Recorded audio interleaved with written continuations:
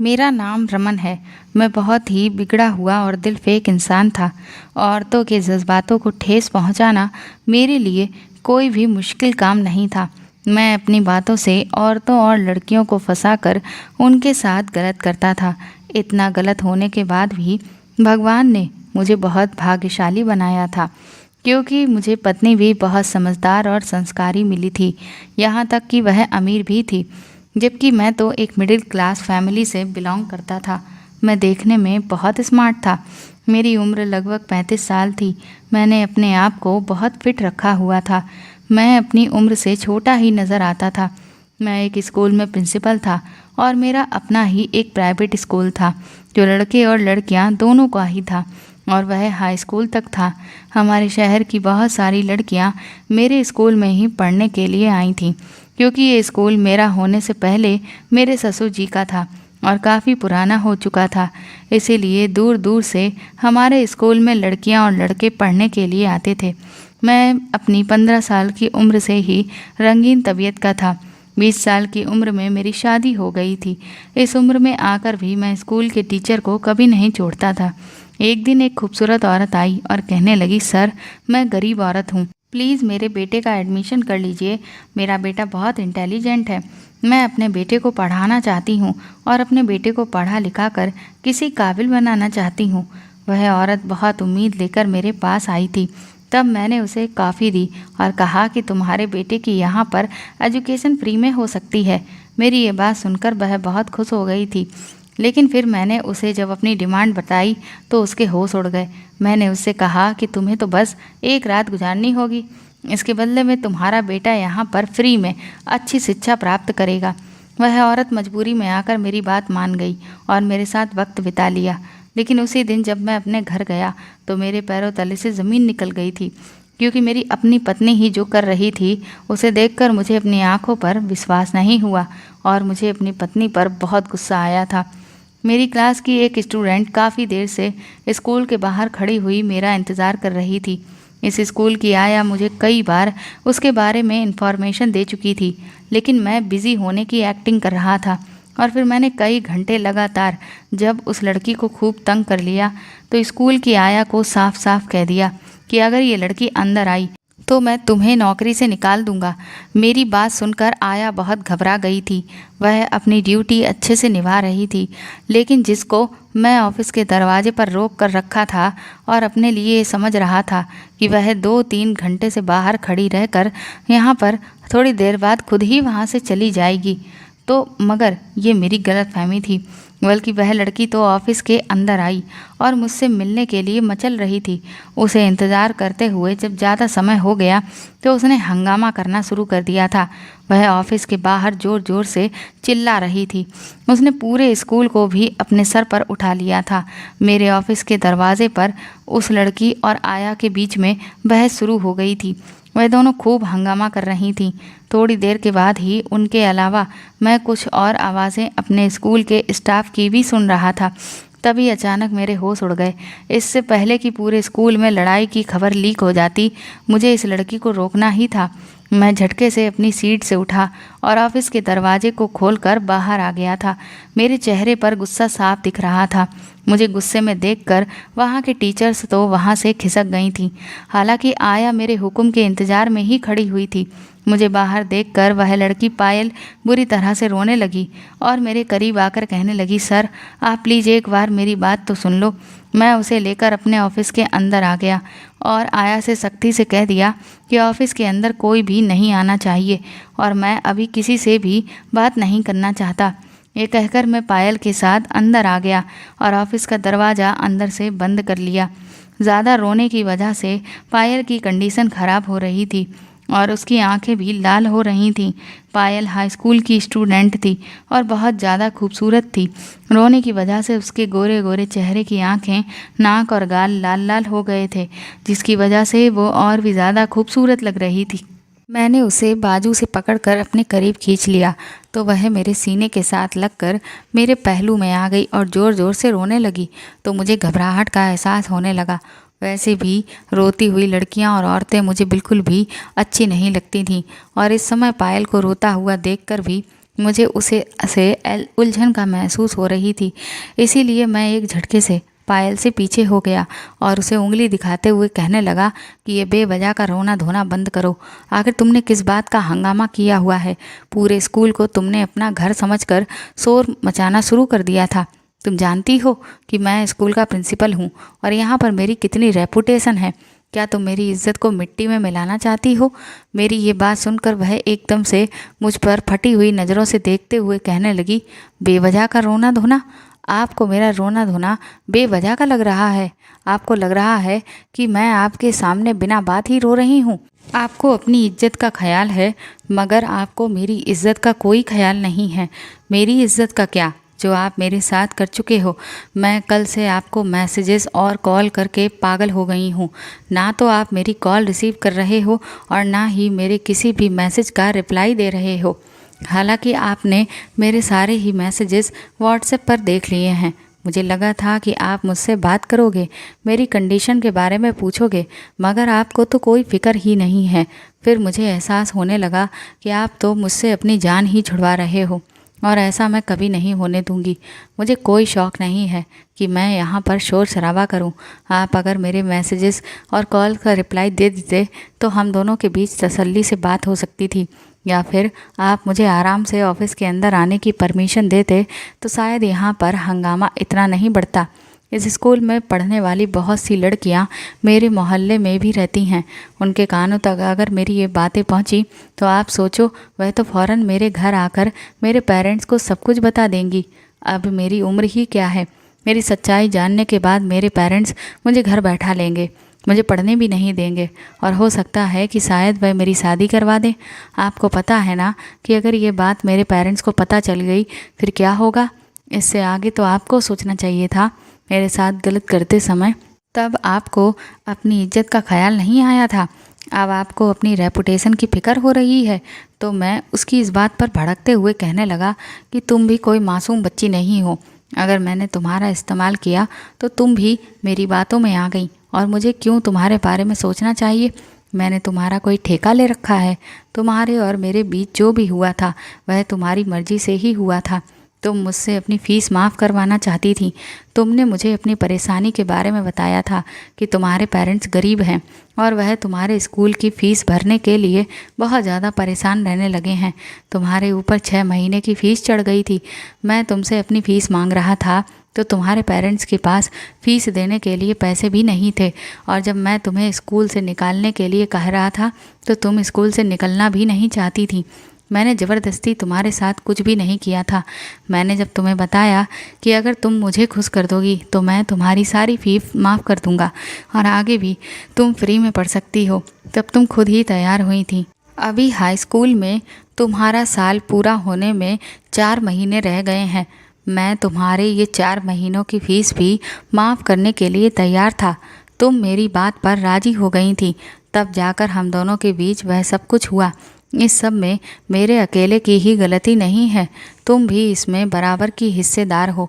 ये बात तुम बहुत अच्छे से जानती हो। मेरी बात सुनकर वह एकदम से बिखर गई। मेरे साथ ये सब करने से पहले आपने ऐसी कोई बात नहीं की थी। उस समय तो आप मेरी तारीफ़ में ज़मीन आसमान सब एक कर रहे थे।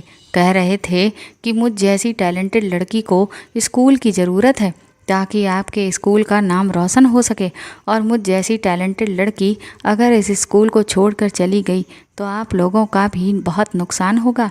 आपने ही मुझे अपने स्कूल के स्टूडेंट होने के बाद जो अपनी स्पेशल स्टूडेंट बनाया हुआ था। मैं अपनी पढ़ाई कम करती थी बल्कि आपके दिए हुए काम ज़्यादा किया करती थी। इस एक ऑफ़र पर आपने मेरी पूरी ज़िंदगी बर्बाद कर दी। आप मेरा खूब इस्तेमाल करते रहे, मुझे भरोसा दिलाते रहे कि अगर कोई ऊंच नीच हो गई तो आप मुझसे शादी कर लोगे। आप इस स्कूल के प्रिंसिपल हो। आप मेरी फैमिली से अपने और मेरे रिश्ते की बात करोगे तो मेरी फैमिली फ़ौरन मान जाएगी। अगर मेरी फैमिली नहीं भी मानी तो आप मुझसे उनकी मर्ज़ी के ख़िलाफ़ जाकर ही शादी कर लोगे, क्योंकि आप मुझसे बहुत प्यार करते हो और मुझसे अलग नहीं हो सकते। और मैं बेवकूफ़ अपनी मासूमियत में आकर आपके ऊपर भरोसा कर बैठी। मैं अपना सब कुछ न्यौछावर करके बैठ गई और अब आप कहते हो कि इसमें मेरी ही गलती है। ये कहते कहते उसने अपना पर्स खोला और उसमें से लैब की रिपोर्ट निकाल कर मेरे मुंह पर जोर से मारी और कहने लगी, ये देखो आप अपनी गलती का नतीजा। आप अपनी आँखों से खुद पढ़ सकते हो कि मैं इस वक्त कितनी बड़ी मुसीबत में फंस चुकी हूँ और कितनी मुश्किल से मैंने अपनी ये रिपोर्ट करवाई है। ये बात तो सिर्फ मैं ही जानती हूँ कि आपको मुझ पर यकीन नहीं है, इसीलिए मैं आपके पास ये सबूत लेकर आई हूँ। कोई यूरिन टेस्ट की वो रिपोर्ट थी। मैंने जब एकदम से वह रिपोर्ट पकड़ ली जो अभी ज़मीन पर गिरने ही वाली थी और इस रिपोर्ट्स को देखकर साफ साफ साबित होता था कि पायल प्रेग्नेंट है। मैंने सवाल करती हुई नज़रों से पायल की तरफ देखा तो वह एकदम से फिर से रोने लगी। वह कहने लगी कि मुझे मेरे माता पिता मासूम बच्ची समझते हैं, लेकिन उन्हें नहीं पता कि उनकी बेटी अपने ही स्कूल के प्रिंसिपल के बच्चे की मां बन गई है। इस सब की वजह आप हैं। आपने ही मुझे इतनी बड़ी मुश्किल में डाला है। मैंने चौंकते हुए उसे कहने लगा, मैं क्यों होता हूँ इसकी वजह? मुझे क्या पता कि तुम कितने लड़कों के साथ ये सब करती रहती हो, और जब माँ बन गई हो तो इल्ज़ाम अब तुम मुझ पर लगा रही हो। तो एकदम से वो हक्का बक्का होती हुई मेरी तरफ देखने लगी। मेरी बात सुनकर तो काफ़ी देर तक उसे यकीन ही नहीं आया था कि ये सब कुछ मैं कह रहा हूँ। कुछ देर के बाद जब वो अपने होश में आई तो फिर से वह रोने लगी और कहने लगी, आपको मानना ही पड़ेगा कि ये बच्चा आपका ही है। मुझे अच्छी तरह से याद है जब आपने मुझे अपने जाल में फंसाया था तो मैं नासमझ थी। मैं आपके अलावा किसी को अपने आप तक करीब तक नहीं आने दिया और मैं कुंवारी थी और पहली बार मेरे कुंवारेपन पर आपने ही नज़र लगाई। ये आपसे बेहतर कोई नहीं जानता, फिर भी आप मुझ पर गलत इल्ज़ाम लगा रहे हो कि मेरा दूसरे लड़कों के साथ रिश्ता था। मेरे किसी के साथ कोई रिश्ता नहीं था और मैं आपके प्यार के जाल में सिर्फ मजबूरी में फंसी हूँ क्योंकि मेरे पास फ़ीस देने के लिए पैसे नहीं थे। वह कहने लगी कि कोई बात नहीं, मैं कोई अनपढ़ जाहिल नहीं हूँ। भले ही आज मैं स्कूल में ही पढ़ रही हूँ, लेकिन इतना तो मैं जानती हूँ कि आप जैसे लोगों के साथ मुझे क्या करना चाहिए। मैं आपकी बातों से डरने वाली नहीं हूँ। मैं आपको अदालत तक घसीटूंगी। आप औरत की ताकत को नहीं जानते। मेरी उम्र भले ही अभी कम है, मगर मैं लड़कियों के साथ हो रहे इस तरह के फ्रॉड को अच्छी तरह से जानती हूँ। आपने भी तो मेरे साथ जुल्म ही किया है, जिसकी सज़ा आपको मिलनी चाहिए। पहले तो मेरा इरादा था कि मैं इस बच्चे को ख़त्म कर देती हूँ और इसके बारे में किसी को कानों कान खबर भी नहीं होगी, लेकिन अब सवाल मेरे कैरेक्टर पर आ गया है। तो अब आप यकीन कर लीजिए कि मैं अपने कैरेक्टर पर लगा हुआ ये दाग ज़रूर मिटाऊंगी। मैं ऐसा कभी भी नहीं करूंगी अब, बल्कि मैं इस बच्चे का जन्म होने के बाद इसका मैं डीएनए टेस्ट करवाऊंगी और फिर इस बात का फैसला तो अदालत करेगी कि इसका पिता कौन है। आप मेरी बात का यकीन कीजिए, मैं खुद तो सबके सामने जलील हो जाऊंगी, मगर आपको भी कभी इज्जत से जीने नहीं दूंगी। जैसे आपने मेरी इज्जत पर ये दाग लगाया है, मैं आपकी इज्जत पर भी ऐसा ही दाग लगा कर रहूँगी। आपने मेरी मजबूरी का फ़ायदा उठाया है। मैं भी दुनिया को बताऊंगी कि स्कूल की आड़ में आपने लड़कियों की इज्जत के साथ खेलने का अड्डा खोल रखा है, जहाँ पर आप भोली भाली लड़कियों की उम्मीदों के साथ खेलते हो। आप अच्छी तरह से जानते हो कि आपका वास्ता इस बार चंद पैसे देकर खामोश हो जाने वाली लड़की से नहीं पड़ा है। वह मेरी आंखों में आंखें डालकर मुझे चैलेंज करने वाले अंदाज में बोल रही थी, तो एक पल को तो मैं भी बहुत बुरी तरह से उसकी बातें सुनकर शॉक्ड रह गया था, क्योंकि वह कम उम्र की दिखने वाली लड़की इतनी ज़्यादा चालाक होगी मैंने कभी सोचा भी नहीं था। इस समय मुझे अपना नाम, बिजनेस और अपनी इज्जत सब कुछ दांव पर लगा हुआ महसूस हुआ। अब मेरी जो ख्वाहिशें हैं उनसे बढ़कर ये है कि मैं तो एक फैमिली वाला था, मेरे बीवी बच्चे थे। अगर किसी तरह की बात मेरे घर तक पहुंच जाती तो मेरी पत्नी और मेरी जवान बेटियों पर इसका क्या असर पड़ता। मेरी पत्नी, जिसके पैसे पर मैं इस स्कूल की बिल्डिंग बनाने में कामयाब हुआ और इतनी कामयाबी से अपना बिजनेस चला रहा था, वह सब कुछ बर्बाद हो जाता, क्योंकि मैं अपनी पत्नी को बहुत अच्छे से जानता था। उसने मुझे पूरी तरह से फ्रीडम दी हुई थी, लेकिन कब, कहाँ पर मेरी किस तरह से लगाम खींचनी है वह इस बात को बहुत अच्छे से जानती थी। और मुझे सबसे ज़्यादा डर इसी बात का था कि अगर मेरी पत्नी के कानों में ज़रा सी भनक पड़ गई और मेरे इस तरह की गलत हरकतों के बारे में पता चल गया तो फिर तो लेने के देने पड़ जाएंगे। मैंने बहुत तेज़ी के साथ इस सारे मामले की सीरियसनेस को कैलकुलेट किया, क्योंकि मुझे अपने सामने खड़ी हुई लड़की कोई आम लड़कियों के जैसी नहीं लग रही थी, जो इससे पहले भी मेरे अत्याचार की शिकार हो चुकी थी, जो रो धोकर चुप हो जाती थी। मगर ये लड़की तो बिल्कुल भी ऐसी नहीं लगती थी। ये तो मुझे खुला चैलेंज दे रही थी, धमकियां दे रही थी। और मैं इतनी बात जानता था कि जो लड़कियां धमकियां देने पर आ जाएं, वह सच में कुछ भी कर गुजरती हैं। वैसे भी यह लड़की स्कूल में मौजूद बाकी लड़कियों से काफ़ी अलग थी, तभी तो मैं इस पर फिदा हुआ था। इसकी वजह से इसके साथ जितनी जल्दी मेरा रिलेशन बना, उतनी ही जल्दी ख़त्म भी हो गया। मैंने इसका पूरा फ़ायदा उठाया। जब मेरा मन भर गया तो मैंने फ़ीस ना देने का आरोप लगाकर इसे स्कूल से निकाल दिया।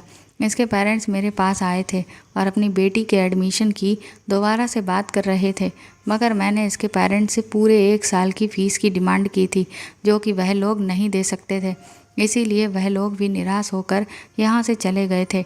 ये लड़की स्कूल से निकलने के बाद भी मेरे सर पर ही चढ़ती जा रही थी और मुझे इस बात का बहुत गुस्सा था। मैं एक बिगड़ा हुआ इंसान था।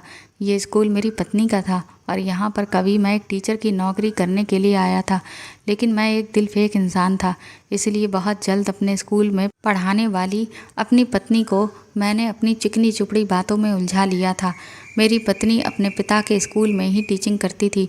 मुझसे पहले उसके पिता यहाँ के प्रिंसिपल थे। मेरी पर्सनैलिटी भी बहुत अच्छी थी, इसीलिए मैं ये बात तो अच्छी तरह से जानता था कि जिसे मैं नज़र भरकर एक बार देख लूँ, वो मुझ पर फिदा ना हो जाए, ये तो हो ही नहीं सकता था। और वैसे भी लड़कियों के बारे में मैं अच्छी तरह से जानता था कि उनको किस तरह से मुझे इम्प्रेस करना है और क्या क्या तरीके अपनाने पड़ते हैं। मैं अपनी पत्नी को पटाने में काफ़ी हद तक कामयाब भी हुआ था। यही वजह थी कि मेरे दोस्तों में लड़कों से ज़्यादा लड़कियां मेरी दोस्त थीं। और बात यह है कि मैं उनमें से किसी के भी साथ शादी के लिए कमिटमेंट नहीं की थी, लेकिन मैं स्कूल में टीचिंग करने के दौरान ही ये मैंने सोच लिया था कि मुझे रागिनी से ही शादी करनी होगी, जो स्कूल के प्रिंसिपल की इकलौती बेटी थी। इस फैसले को करने की मेरी 2 बड़ी वजह थी। एक तो वह अपने पिता के मरने के बाद इस बड़े से स्कूल की अकेली मालकिन थी, जिसकी महीनों की लाखों की सैलरी थी, और दूसरी ये कि वह कुंवारी थी और उसके पिता उसके लिए कोई अच्छा लड़का तलाश कर रहे थे। कुछ दिन बाद जब प्रिंसिपल साहब इस दुनिया से चले गए तो मेरी पत्नी स्कूल के प्रिंसिपल बन गई थी। धीरे धीरे वह मुझसे प्यार करने लगी थी। उसकी आंखों में मैंने देखा था कि वो मुझसे शादी करना चाहती है और वह मेरे साथ सेटल हो जाना चाहती थी। तो फिर मैंने एक तीर से 2 निशाने करने के बारे में सोचा कि बजाय इसके कि मैं अपनी सारी ज़िंदगी यहाँ पर टीचर बनकर गुजार दूँ, क्यों ना एक लड़की से शादी करके मैं ही इस स्कूल का मालिक बन जाऊँ। इसीलिए मैंने रागिनी को और ज़्यादा इम्प्रेस करना शुरू कर दिया। पहले उसके सामने अप्रिशिएट होकर उसे मैं बहुत खुश किया करता था कि मैं कितना मेहनती इंसान हूँ, और उसके बाद मैंने अपनी मोहब्बत की शीशी में उसे ऐसे उतारा कि वह मेरी मोहब्बत में दम भरने लगी और उसने मुझे एक दिन खुद ही शादी के लिए प्रपोज कर दिया। तो मैंने 1 सेकंड भी गंवाए बिना उसे तुरंत ही हाँ कर दी, और शादी होने के बाद धीरे धीरे मैंने उसकी सीट पर ऐसा कब्जा किया कि उसे बिल्कुल ही घर का बना कर रख दिया था। ऐसा नहीं था कि वो स्कूल से बिल्कुल ही कट ऑफ हो गई थी, बल्कि वह कभी कभी विज़िट पर आती थी। तो ऐसे में मैं अपनी पूरी कोशिश करता था कि उसे कुछ भी पता ना चले। इस स्कूल में फ़ीमेल टीचर्स के साथ मेरी दोस्ती और मोहब्बत के किस्से हर रोज़ चल रहे थे, मगर फिर धीरे धीरे कम उम्र की खूबसूरत लड़कियों पर भी मेरा दिल आने लगा था, जिन टीचर्स का मुझे ये लगता था कि उनका कैरेक्टर ऐसा ही है या मैं उन्हें अपनी मर्ज़ी से तोड़ मरोड़ सकता हूँ। तो मैंने उनके साथ वक्त गुजारा था। मैंने अपने ऑफिस के साथ ही एक कमरा अपनी इन सब चीज़ों के लिए बनवाया हुआ था। यहाँ पर मैं आराम करने के लिए और समय बिताने के लिए जाता था, तो मेरे बगल में कोई न कोई स्कूल की टीचर या फिर स्टूडेंट मौजूद होती थी। इनमें से खुद भी कुछ अपनी इच्छाओं के चक्कर में मेरे साथ जुड़ जाती थी, और कुछ टीचर को मैं अपनी बातों से फुसलाकर इस कमरे में लेकर आता था, और कुछ ऐसी मासूम बच्चियां होती थीं जो अपनी किसी न किसी मजबूरी की वजह से इस रास्ते पर मुड़ जाती थीं और मजबूरी में आकर मेरे कमरे की रौनक बढ़ाती थीं। लेकिन इनमें से कुछ ऐसी भी होती थीं जो झट से बिखर जाती थीं। उन्हें लगता था कि मैं इस सब के बाद उनसे शादी भी कर लूँगा, और वह इस खुमारी में मेरे किए कई वादों के चक्कर में मेरी मर्जी के मुताबिक वह सब कुछ कर जाती थी जो शायद उन्होंने कभी सोचा भी नहीं रखा था। उन्हीं में से एक लड़की ये पायल भी थी, जो दिन ब दिन न जाने क्यों मुझे चैलेंज देती हुई महसूस होती थी। पहली नज़र में ही इसे देखने के बाद मुझे एक नशा चढ़ गया था और मैं इसे हर हाल में अपने करीब लाना चाहता था। ये सिर्फ़ और सिर्फ 16 साल की थी और बहुत ज़्यादा खूबसूरत थी, मगर ना जाने क्यों वह मुझे लोहे के चने चबा रही थी। अजीब सी सीरियसनेस वाला उसका अंदाज होता था। कभी कभी कुछ लड़कियां एक्स्ट्रा क्लासेस होने की वजह से स्कूल में छुट्टी के बाद भी रुक जाया करती थीं और अपने अपने घर को लेट जाती थीं। पायल मेरे साथ स्कूल की फ़ीमेल टीचर्स की भी फेवरेट थी, क्योंकि वह बहुत ज़्यादा टैलेंटेड थी। हर बार उसके अच्छे मार्क्स आया करते थे। मुझे अंदर ही अंदर वह काफ़ी तेज़ भी लग रही थी और फिर मैं धीरे धीरे उसके करीब आने की कोशिश करने लगा था। मैंने उसको अपनी बातों में ले लिया था। जब एक बार वह अपनी फ़ीस माफ़ करवाने के चक्कर में मेरे करीब आई, तो अगली बार मैंने उसकी तारीफ़ इतनी ज़्यादा की थी कि वह मेरी मोहब्बत में ही घायल हो गई थी। उसे लगा था कि मैं उससे बहुत प्यार करने लगा हूँ। मैं उससे मोहब्बत के झूठे वादे किया करता था और उसे मैंने इस बात का भरोसा भी दिलाया था कि मैं उससे शादी भी ज़रूर कर लूँगा। मेरी उम्र उससे ज़्यादा है तो इससे क्या फ़र्क पड़ता है, मगर मैं तो उसे पसंद करता हूँ ना। तो वह मेरी बातों में आसानी से आ गई थी और उसके बाद मैं उससे छोटे छोटे काम के लिए अपने ऑफिस में बुलाया करता था और एक दो बार उसका भरोसा जीतने के लिए मैंने उसके क्लास टीचर से कहकर उसके मार्क्स भी पहले से और भी ज़्यादा बढ़वा दिए थे। मैंने पायल को उसकी क्लास का मॉनिटर भी बना दिया था और इस तरह से वह मेरे ऑफिस में बार बार आती जाती रहती थी और वहाँ पर सबको लगता यही था कि मॉनिटर होने की वजह से वह मेरे पास कोई ना कोई काम लेकर आती है, इसीलिए किसी को भी हम दोनों पर शक भी नहीं होता था। मैं उसको देखकर अपनी आंखों को सेकता रहता था और अपनी चिकनी चुपड़ी बातों से उसका दिल भी जीत लिया करता था। उसे अपनी बातों में मैंने इस तरह से ले लिया था कि वह किसी को भी मेरे बारे में कुछ भी नहीं बताए और फिर ठीक ऐसा हुआ भी था। उसे मेरी असलियत का जब तक एहसास हुआ, लेकिन तब तक देर हो चुकी थी कि वो चाहकर भी मेरे बारे में किसी को कुछ नहीं बता सकती थी। अब वो बुरी तरह से फंस चुकी थी और वो ऐसी उलझन में पड़ी हुई थी कि अब उसके आगे कोई रास्ता नहीं बचा था। मैंने धीरे धीरे उससे अपनी इच्छा पूरी करनी शुरू कर दी थी, मगर फिर कुछ दिनों के बाद ही ये मेरे दिल से उतर गई थी। हालांकि इससे पहले मेरे साथ ऐसा कभी नहीं हुआ था। लड़की अपनी मर्जी से या मेरी मर्जी से मेरे करीब होती थी तो इतनी जल्दी मेरे दिल से नहीं उतरती थी। मैं हर दिन किसी न किसी को अपना लिया लाता था और अपनी इच्छा पूरी करता था। साथ ही साथ उन्हें मुंह बंद रखने के लिए अच्छी खासी रकम भी दे दिया करता था। इस तरह से खुशी खुशी हर बार वो लड़की मेरे सारे पर मेरे कमरे में कोई तो मौजूद होती थी। लेकिन पायल दूसरी लड़कियों से बहुत अलग है। उसने मुझे मेरे करीब आने से पहले के बाद मुझ पर हक जता दिया था कि वह मुझसे शादी ज़रूर करेगी, जबकि मैं तो शादी के नाम से ही दूर भागता था। मैं तो अपनी पहली शादी से भी खुश नहीं था। अगर मजबूरी नहीं होती तो मैं रागिनी से भी कभी शादी नहीं करता, बल्कि शादी तो मुझे किसी बेड़ियों की तरह लगती थी और मैं हर बार अपने आप को कुंवारा और जवान बनाकर रखता था। मैं चाहता तो अपनी पत्नी को तलाक दे सकता था, लेकिन प्रॉब्लम ये थी कि उसे डाइवोर्स देने के बाद मैं बिल्कुल सड़क पर आ जाता, क्योंकि मेरी पत्नी रागिनी ने अभी तक ये स्कूल मेरे नाम नहीं किया था।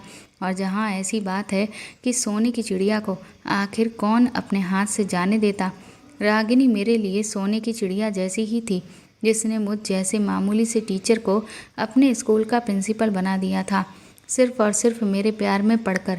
अगर ये स्कूल मेरा नाम पर होता तो शायद मैं बहुत पहले ही अपनी पत्नी को तलाक देकर अपनी ज़िंदगी से आज़ाद होकर अपनी ज़िंदगी गुजार रहा होता। ना मुझे किसी बात का डर होता और ना ही किसी को इसी बात का जवाब देना होता। लेकिन हर काम हमारी मर्जी के मुताबिक तो नहीं होता। कोई चीज़ हमारे भाग्य में जल्दी नहीं आती। बल्कि सच बात तो ये है कि मेरी शादीशुदा ज़िंदगी मेरे रास्ते में भी कभी नहीं आई थी। यही वजह थी कि मैंने धीरे धीरे मखमली अंदाज में स्कूल का हर काम अपने हाथ में ले लिया था। और मेरी जुड़वा बेटियां पैदा हुईं तो मैंने अपनी पत्नी को साफ साफ कह दिया था कि वह बेटियों को संभाले। स्कूल का सारा इंतजाम मैं खुद देख लूँगा, क्योंकि उसके लिए भी जुड़वा बच्चों की परवरिश करना काफ़ी मुश्किल था। उस पर अगर वह स्कूल पर भी ज़्यादा ध्यान देती तो वह बहुत ज़्यादा डिस्टर्ब हो जाती। इस बात से मेरी पत्नी संतुष्ट थी। अब मैं स्कूल की हर चीज़ का मालिक खुद था। लेकिन पायल वाला मैटर तो मेरे गले की हड्डी बन चुका था। क्योंकि मैं बहुत ज़्यादा इंटेलिजेंट था। इसीलिए अपनी इंटेलिजेंस के बलबूते पर मैं हर मुश्किल से मुश्किल केस से आसानी से निकल चुका था। तो फिर पायल वाला मैटर मेरे लिए क्या था? मैं अच्छी तरह से जानता था कि सख्ती और गुस्से से ये मैटर और ज़्यादा बिगड़ जाएगा। इसीलिए मैंने फ़ौरन पैंतरा पलटा और पायल को अपनी बातों में ले लिया। मैंने पायल से कहा, पायल, मैं तुमसे शादी करने को कब मना कर रहा हूँ, लेकिन तुम मेरी कुछ मजबूरी तो समझो। मुझे बेइज्जत करके आखिर तुम्हें क्या मिलेगा? ये स्कूल, ये सब कुछ मेरी पत्नी के नाम पर है। अगर तुम ठंडे दिमाग से सोचो तो इसमें तुम्हारा भी फ़ायदा होगा। हम छुपकर कोर्ट मैरिज कर लेते हैं, लेकिन जब मेरी पत्नी को ये बात पता चलेगी तब तो मैं कंगाल हो जाऊंगा। तो क्या तुम ऐसे इंसान के साथ रहना पसंद करोगी जिसकी जेब में 1 रुपया भी नहीं हो? सोच समझ कर मुझे अपने फैसले के बारे में बता देना। मेरी बात उसके दिमाग में बैठ गई थी और वह ढीले ढीले अंदाज में मेरे सामने सोफे पर आकर बैठ गई। मैंने उससे कहा, देखो, मैं सच में स्कूल का प्रिंसिपल हूँ, लेकिन मेरी पहचान असलियत में कुछ भी नहीं है। बस मैं जानता हूँ कि मैं एक अमीर इंसान हूँ। सच कहूँ कि अगर अभी मेरी पत्नी मुझसे प्रिंसिपल की ये सीट ले ले तो मेरी हिम्मत नहीं है कि मैं यहाँ पर दोबारा बैठ सकूँ। इसीलिए इस मामले का बेहतर सॉल्यूशन तो मैं तुम्हें यही दूंगा कि तुम अपने पेरेंट्स से अपनी शादी के लिए कहो। तुम्हारे माता पिता तो वैसे भी गरीब हैं, वह तुम्हें आगे नहीं पढ़ा सकते। तुम आगे अपनी मर्जी से पढ़ना चाहती थी, जबकि तुम्हारे पेरेंट्स तो गाँव के लोग हैं। वह लोग तो किसी तरह से तुम्हारी शादी जल्दी ही करवा देना चाहते हैं। इसीलिए तुम अपने पेरेंट्स की मर्ज़ी के मुताबिक शादी कर लो।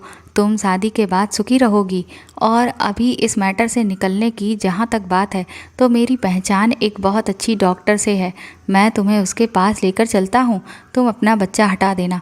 बताओ, मंजूर है? मैंने बहुत सोच समझ कर पत्ते फेंके थे और इसमें जीतने के चांसेस मेरे पास 50% थे। मेरी बात सुनने के बाद वह कुछ देर तक खामोश रही और फिर जब बोलना शुरू किया तो मेरा दिल बिगड़ने लगा था।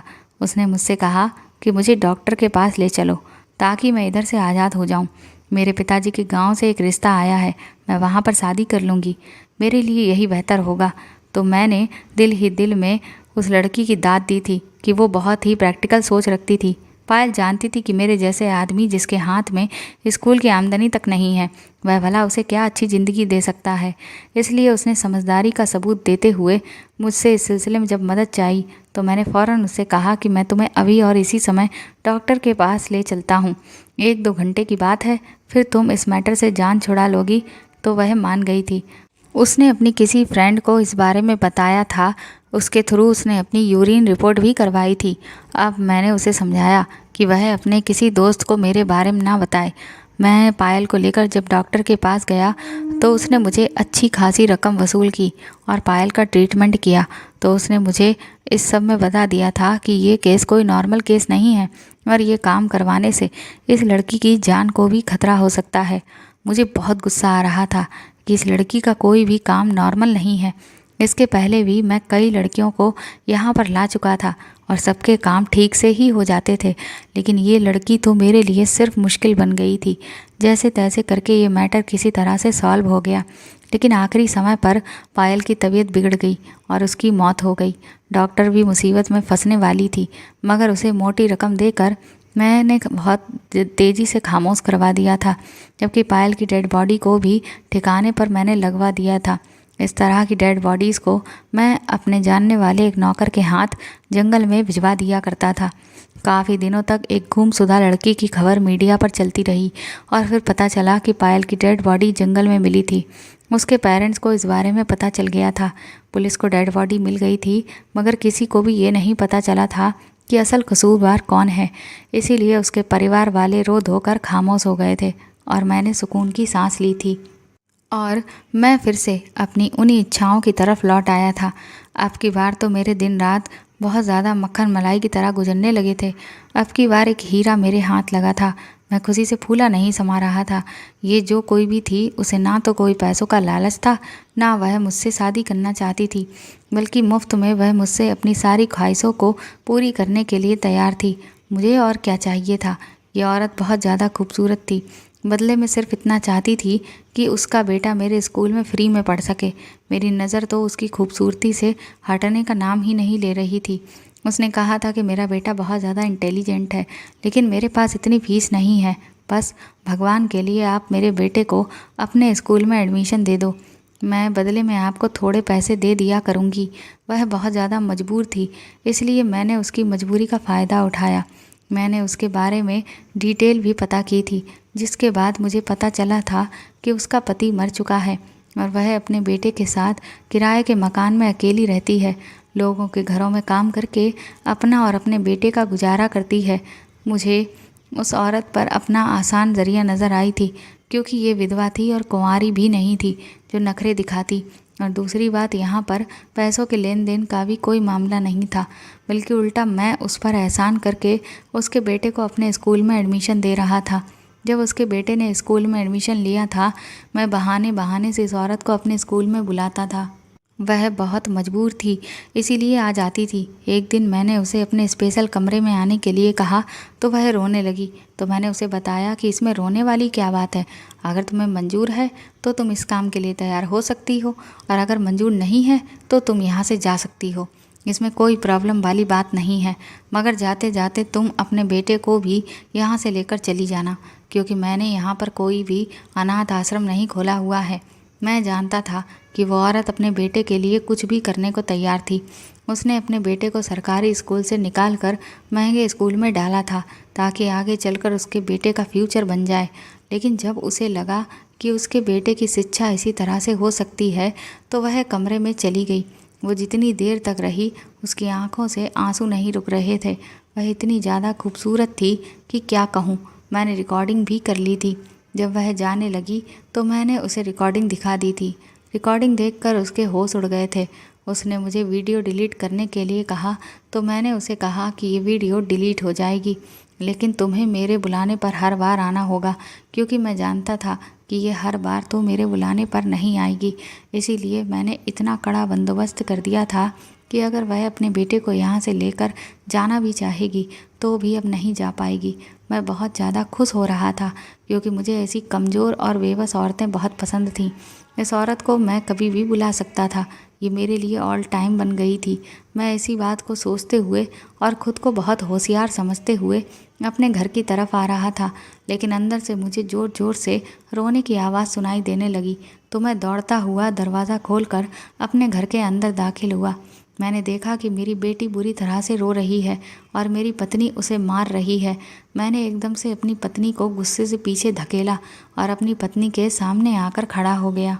वह बार बार मुझसे कह रही थी कि आप हम दोनों के बीच से चले जाओ। मैं आज इस लड़की को जिंदा नहीं छोड़ूंगी। मुझे भगवान ने सिर्फ 2 जुड़वा बेटियां दी थीं। मैं अभी तक एक बेटे के लिए तरस रहा था, इसीलिए कभी बेटियों की आंखों में आंसू नहीं दिखे थे। अपनी बेटियों को देखकर मेरा दिल जल जाता था, लेकिन थी तो वो मेरी बिटियां ही, तो मुझे उनसे लगाव था। मैंने कभी ना तो खुद अपनी बेटी पर हाथ उठाया था और ना ही कभी अपनी पत्नी को उठाने दिया था, लेकिन मेरी पत्नी बार बार मेरी बेटी को मारने की बात कर रही थी। मैंने अपनी पत्नी की गर्दन को पकड़ लिया और उसे कहा कि खबरदार, जो तुमने मेरी बेटी को हाथ लगाया, आखिर तुम इसे किस लिए मार रही हो? इसकी क्या गलती है? मेरी पत्नी मेरी तरफ देखकर कहने लगी, तुम्हारी बेटियां बहुत समझदार हो गई हैं। तुम नहीं जानते, तुम्हारी बेटी ना जाने किसके बच्चे की माँ बनने वाली है। पूछो इससे, यह आखिर किसके साथ अपना मुंह काला करके आई है। अपनी पत्नी की बात सुनकर मेरे पैरों तले से ज़मीन निकल गई थी और मैं अपनी 15 साल की बेटी को देखने लगा था। तभी मेरी बेटी ने अपनी छोटी बहन की तरफ देखते हुए कहा कि आपकी ये बेटी भी तो उसी लड़के से मिलती है, आपने इसे तो कभी कुछ नहीं कहा। मैंने पलटकर अपनी छोटी बेटी की तरफ देखा, जो सिर्फ मेरी बड़ी बेटी से 5 मिनट ही छोटी थी। मेरी छोटी बेटी अपनी बड़ी बहन से कहने लगी, लेकिन मैं तुम्हारी तरह माँ नहीं बनी हूँ। अपनी बेटियों के मुंह से ऐसी बातें सुनकर हम दोनों पति पत्नी हैरान रह गए थे।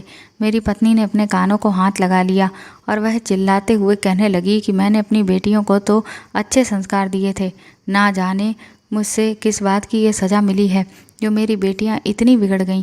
अपनी पत्नी के मुंह से निकले हुए शब्द मेरे दिल पर लग रहे थे। उस समय मेरे सामने अचानक उन सारी मजबूर लड़कियों के चेहरे आने लगे जिनके साथ मैंने गलत किया था।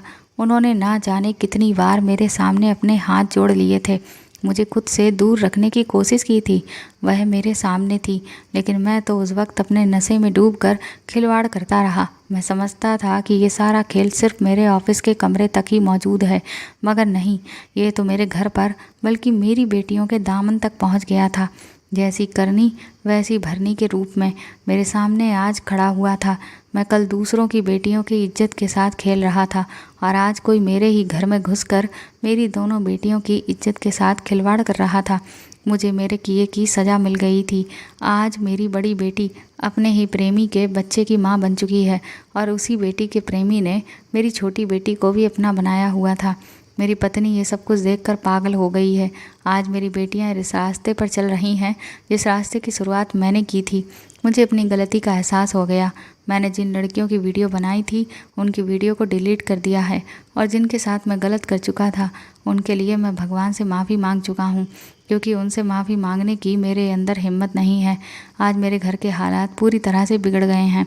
मेरी पत्नी ने जितने अच्छे संस्कार मेरी बेटियों को देने की कोशिश की थी, पर कोई भी फ़ायदा नहीं हुआ। वह इतनी ज़्यादा बिगड़ गई कि आज ये हाल हो गया था। आखिर वह अपने पिता पर ही गई हुई थी। मेरी पत्नी तो ऐसी बिल्कुल भी नहीं थी। मेरी बेटियां बहुत बिगड़ गईं। अपने पिता की किसी बात को अब वो नहीं सुनती। अपनी माँ के पागल होने का उन्होंने खूब फ़ायदा उठाया है और आज वो लड़कों के साथ खूब दोस्ती बना रही हैं। मुझे मेरे किए की सज़ा मिल रही है। मैं अपने हाल पर बहुत शर्मिंदा हूँ। बस भगवान से प्रार्थना करता हूँ कि वह सब लड़कियाँ मुझे माफ़ कर दें जिनके साथ मैंने गलत किया था, और भगवान मेरी बेटियों को भी ठीक कर दे, क्योंकि अपनी बेटियों की वजह से मेरी भी बहुत बदनामी हो चुकी है। तो दोस्तों, आपको ये कहानी कैसी लगी हमें कमेंट करके ज़रूर बताएं और प्लीज़ इस कहानी को ज़्यादा से ज़्यादा शेयर और लाइक करके मेरे चैनल को सपोर्ट करें। साथ ही अगर आप चाहें तो मुझे सुपर थैंक्स भी खरीद कर दे सकते हैं। सुपर थैंक्स का ऑप्शन आपको इस वीडियो के नीचे दिए हुए सभी ऑप्शंस में दिख जाएगा, जो कि हार्ट शेप में बने हुए डॉलर के साइन के तौर पर है। और अगर आप मेरे चैनल पर नए हैं तो सब्सक्राइब करके बेल आइकन को ज़रूर दबा दीजिएगा, ताकि आगे भी मैं आपको ऐसी ही अच्छी कहानियाँ सुनाती रहूँ। Thank you.